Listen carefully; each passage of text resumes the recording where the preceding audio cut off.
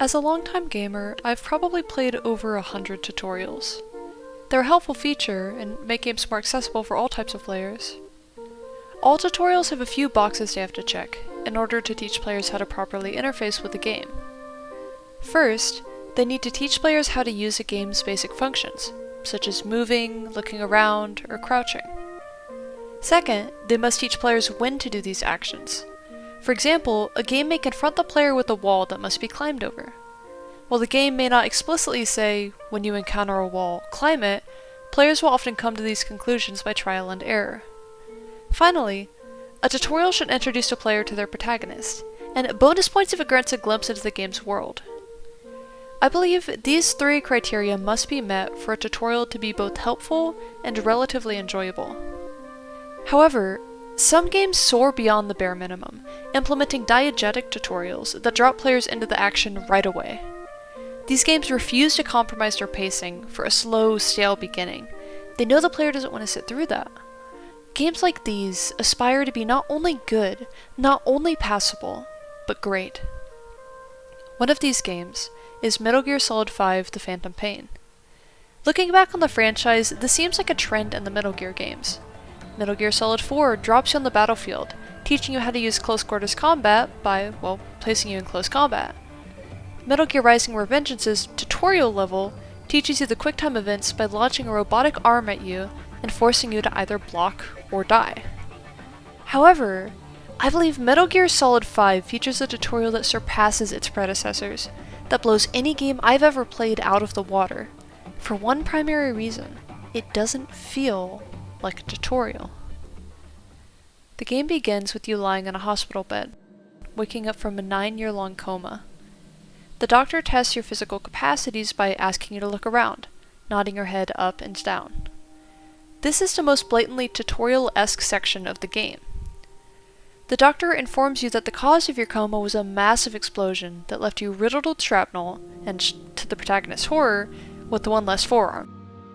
He asks you about your name, which prompts a player to enter a name. Next, the doctor offers to do cosmetic operations to cover up your wounds and identity, which opens a character customization menu. However, this is where things start going awry. Behind the doctor, you witness a nurse being strangled from behind, although your rusty vocal cords can't utter a warning. Next, the doctor is apprehended and killed, and your wounded body is knocked to the ground. Keep in mind, this is still the tutorial level. All of these events occur in the first few minutes of the game. Despite your weak limbs and groggy mind, a woman dressed in military gear leans down and attempts to suffocate you. It looks like everything is over, and the screen will probably fade to black and start the next level. But this doesn't happen, because there are people on your side. A bandaged man with an unknown identity intervenes, fighting on your behalf. Due to his hospital gown, he seems like a fellow patient. He stops the threat and tells you, "It's time to run. We have to get out of here." The bandaged man leads you through the hallways, despite your crawling pace. He informs you that everyone in the world wants you dead. The man teaches you how to go prone when necessary, such as when soldiers walk up and fire rounds into corpses to ensure their death. He escorts you through curtained hospital rooms, encouraging you to crawl under the curtains to avoid detection. To the player, he becomes a guide, who knows exactly where to go and when.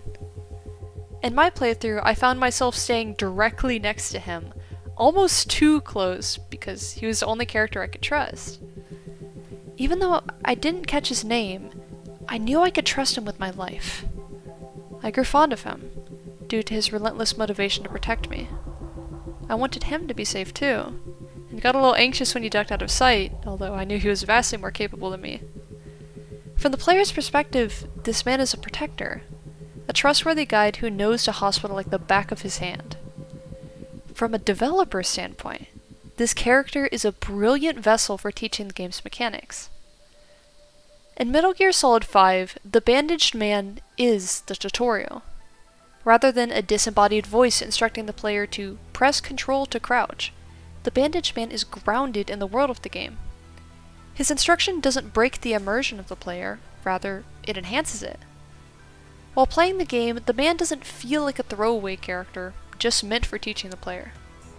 He has narrative significance in that he's the only living person you've met who knows who you are. Due to his careful protection, you start to realize that whoever you are, you must be important.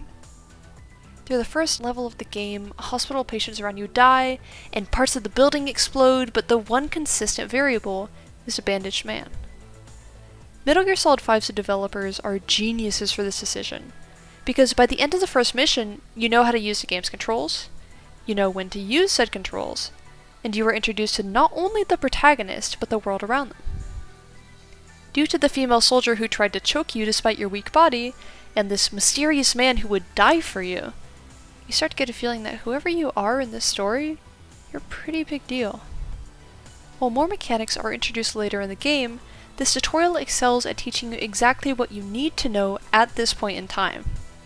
It doesn't overwhelm you with exposition or tutorials on how to do complex actions that don't even matter right now. It only teaches you how to move, hide, and shoot your way out of the hospital. Although Metal Gear Solid 5 contains an excellent tutorial, there is one Metal Gear game I've played that has a not so great tutorial. As much as it pains me to say it, Metal Gear Rising: Revengeance has a shadow of a tutorial.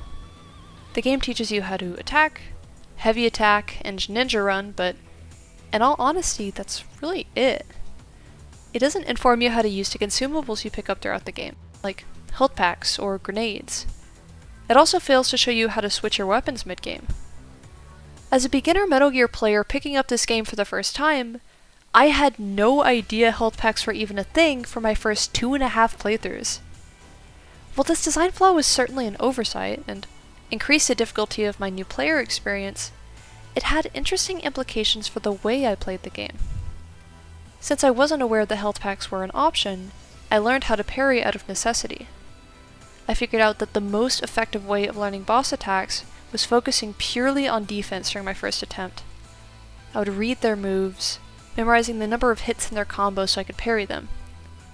I forced myself to learn defense before ever approaching offense. I still remember fighting Monsoon, and during my first attempt laughing out loud as I realized how much of a nightmare the fight would be. Although this lack of instruction caused my first few playthroughs to have an increased level of difficulty, it actually prepared me for the game's higher difficulty levels, particularly Revengeance. By the time I had gotten through the earlier difficulties, parrying was second nature. I had already endured the crucible of no healing runs, and adapted accordingly, so when health packs became ineffective since enemies killed me in one hit, I was ready. I believe this forced adaptation is what helped me complete the Revengeance difficulty, even though it created a greater challenge early in my playthroughs. Now, I'm not saying that all games should contain incomplete tutorials on purpose. I know that this is a design flaw from the developers, and yet necessity truly is the mother of invention, and having incomplete guidance caused me to solve problems with the few tools I was given. So, if missing information in tutorials sometimes does increase the player's ability to solve problems on their own, then are tutorials necessary to include in games? Well, I would typically say yes. There are some games that lack a tutorial whatsoever, and still result in an accessible new player experience. One of these games is Disco Elysium, which doesn't have a tutorial or any semblance of one. The game gives you a quick rundown of skills, then throws you right into the action. In Disco Elysium's defense, it is a point-and-click game, with the primary mechanics being showcased in the game's dialogue. Even for those with minimal game literacy, the click-to-move-around control scheme is easily uncovered after some trial and error. The only feature that is not hinted at or explained is right-click, which reveals all objects that can be interacted with in the area. Even so, this will probably be discovered by accident. Would Disco Elysium benefit from a tutorial? Although I do think a tutorial would help clarify that objects in your inventory can be interacted with, I believe it would overall do more harm than good. One of the negative reviews that is often left under Disco Elysium's Steam page is that it's too slow-paced. While I don't necessarily agree with this review, I do believe a tutorial would scare away even more players. Due to its identity as a dialogue-heavy RPG, I believe Disco Elysium needs to start with action in order to keep players interested. After the initial hour or so, the game has more freedom to introduce exposition and slower pacing, but it has to hit the ground running when you press New Game. The introduction of any game is a developer's chance to hook the player and show them why they should care about their game. To fill the opening minutes with extensive explanations about point-and-click mechanics would be shooting oneself in the foot. Does Metal Gear Solid 5 have the best tutorial of any video game ever? No, probably not. There are still games like Inscription that teach mechanics in a way that doesn't feel condescending, and Portal, which, according to extra credits, is 90% tutorial but was so much fun that none of us seem to notice. I'm still processing that. For game developers, making a passable tutorial is easy. Just throw up a few walls of text after the player attempts an action.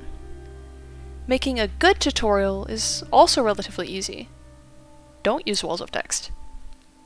However, making a great tutorial, one that doesn't bog down the player with explanations of mechanics that don't even matter yet, now that is difficult.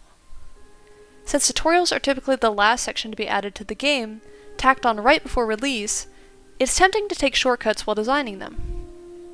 The real meat of the game that starts after the tutorial is what's important, or so some designers believe. Even so, I think a poorly designed set of instructions can turn players away from a game, even if it genuinely is a good game. The first moments of loading up a new game are crucial first impressions, and if the player immediately feels overwhelmed by text, or disrespected by the game's unreasonable expectations, they will most likely drop the game altogether. On the contrary, if a tutorial instantly places a player in the action, teaching them only the mechanics they need in that moment, as well as gradually introducing the game's story, the player will most likely become immersed and want to keep playing. Although these first few minutes of gameplay seem like a speck on the grand timeline of the game, I believe they are the most important minutes. They are the minutes that open the doors to the rest of the game, showing you why you should care about this world. They welcome players in, teaching them the skills they need to be on an even playing field with their opponents. They are the elevator pitch, the pleading from the developers to please engage with our art. I hope more game developers see this value, designing tutorials as good as the games that come after them, as opposed to an afterthought in the production process.